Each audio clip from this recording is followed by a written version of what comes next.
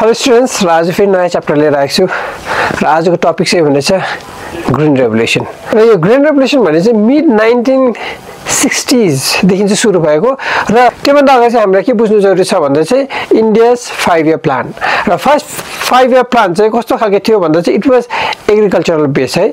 Importance was given to the agriculture, किनभने त्यति बेला इन्डियाको पपुलेसन पनि एकदमै बेसी थियो र त्योभन्दा अलिकति अगाडि मात्रै बेङ्गाल फ्यामिनहरू भएको कारणले गर्दाखेरि चाहिँ त्यो was a scarcity of food grains in India. So त्यसले गर्दाखेरि चाहिँ फर्स्ट 5 इयर प्लान 1951 देखिको 56 भित्र चाहिँ एग्रिकल्चरलाई ज्यादा इम्फेसिस दिएको थियो र बिकज अफ गुड मनसुन त्यति बेला हार्भेस्ट पनि राम्रो भएको थियो। सो मोरओभर एग्रिकल्चर प्रोडक्टिभिटी एकदमै राम्रो भएर गएको थियो। सो त्यसले गर्दा second 5 year plan that is 1956 देखिको 1961 सम्म चाहिँ इन्डियन प्लानर्सहरूले या इन्डियन गभर्मेन्टले चाहिँ इन्डस्ट्रियलाइजेसनलाई ज्यादा ध्यान दियो, किनभने त्यति बेलाको गभर्मेन्टलाई लागेको थियो कि विदाउट इन्डस्ट्रियलाइजेसन इकोनोमी चाहिँ अगाडि बढ्न सक्दैन, देश डेभलप हुन सक्दैन भनेर, र जुन चाहिँ त्यो समय अनुरूप एकदम ठिक पनि थियो। तर इन्डस्ट्रीलाई बेसी ध्यान दिएको कारणले गर्दा चाहिँ के चाहिँ भयो भन्दा चाहिँ एग्रिकल्चर चाहिँ अलिकति सफर गर्नु परेको थियो।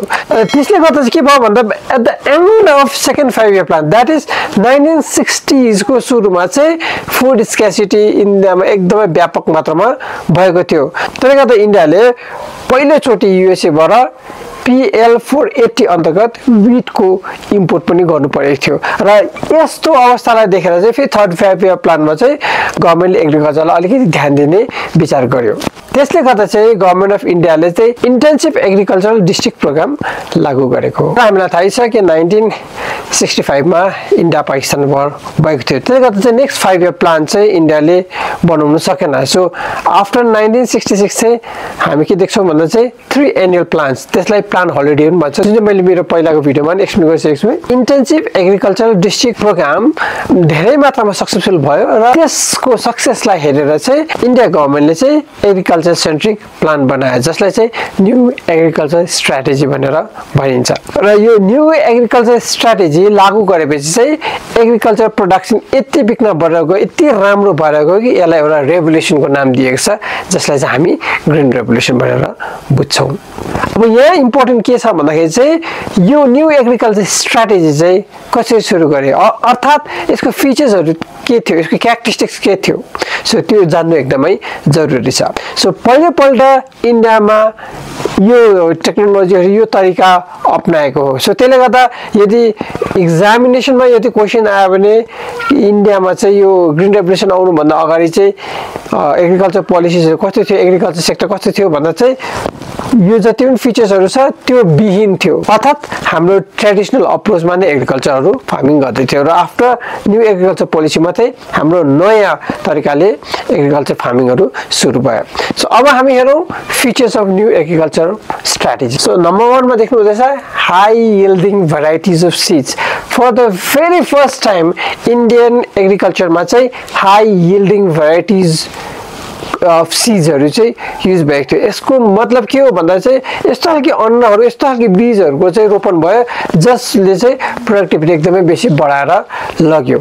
सो त्योभन्दा अगाडि चाहिँ हाम्रो ट्रेडिसनल अप्रोच मात्रै हुँदैछ। यो high yielding varieties of seeds चाहिँ यो चाहिँ ल्याबोरेटरीमा प्रिपेयर गरेको सिड्स हो। त्यस सिड्सको चाहिँ प्रोडक्टिभिटी चाहिँ एकदम भारी मात्रामा थियो। र 2 नम्बरमा हेर्छौँ लार्ज अमाउन्ट अफ फर्टिलाइजर्स।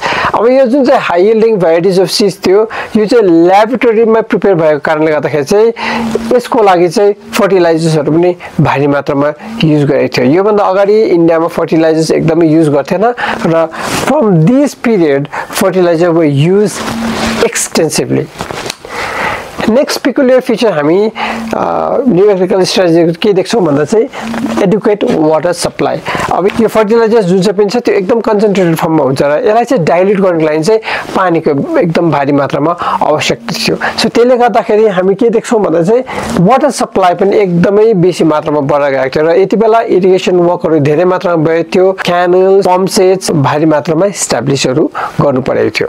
र since these seeds were prepare in the lab र यसको जुन चाहिँ प्रोडक्टहरू हुँदै थियो त्यसमा चाहिँ भारी मात्रामा अब किरा फटेङ्ग्रा पनि लाग्ने एकदम आशंका भएको कारणले गर्दा चाहिँ कीटनाशक पनि एकदम बेसी मात्रामा युज गरेको थियो। Pesticides and insecticides were also use in a large volume त्योभन्दा अगाडि इन्डियन एग्रिकल्चरमा यो कुराहरू कहिले पनि युज भएको थिएन। त्यो सँगसँगै अर्को एकदमै इम्पोर्टेन्ट कुरा चाहिँ के हो भन्दा चाहिँ मेकानाइज फर्म अफ फार्मिङ, अर्थात् अब उसो चाहिँ एग्रिकल्चरमा पनि मसिनहरूको प्रयोग बेसी मात्रामा भएको थियो। पहिला चाहिँ हातले मात्रै प्रायः काम गरिन्थ्यो, टिलिङ्सहरू जति पनि बुल्सहरूले अक्सहरूले गर्ने गर्थ्यो। अब चाहिँ ट्र्याक्टर्सहरूको युज भयो, थ्रेसर्सहरूको युज भयो, टिलर मेसिन्सहरूको युज भयो, स्प्रेहरूको युज हुन थाल्यो। So these are some of the peculiar changes that was seen in the Indian agriculture. Last but not the least, चाहिँ के हो भन्दा चाहिँ extensive use of agricultural land. So पहिलाको भन्दा एकदमै भारी मात्रामा ल्यान्डलाई पनि प्रयोगमा लियो। जस्तै मानिलियो एउटा ल्यान्डलाई पहिला वर्षमा एकपल्ट मात्रै युज हुँदैछ भने अब त्यसलाई 2 पल्ट 3 पल्टसम्म त्यही पर्टिकुलर ल्यान्डमा चाहिँ विभिन्न प्रकारको क्रपहरू रोप्ने परियोजनाहरू बनाइयो। सो त्यसले गर्दा हामी के देख्छौँ भन्दा चाहिँ यो पिरियड यो कारणले गर्दाखेरि चाहिँ एग्रिकल्चर बुम आएको थियो इन्डियामा चाहिँ एग्रिकल्चर प्रोडक्टिभिटी एकदमै बेसी बढेर गएको थियो। सो त्यसले गर्दा नै त्यो फेजलाई चाहिँ हामी ग्रिन रेभोल्युसन भन्छौँ। र last but not the least I like to introduce to man who introduce green revolution. He is called the father of green revolution in India and he is none other than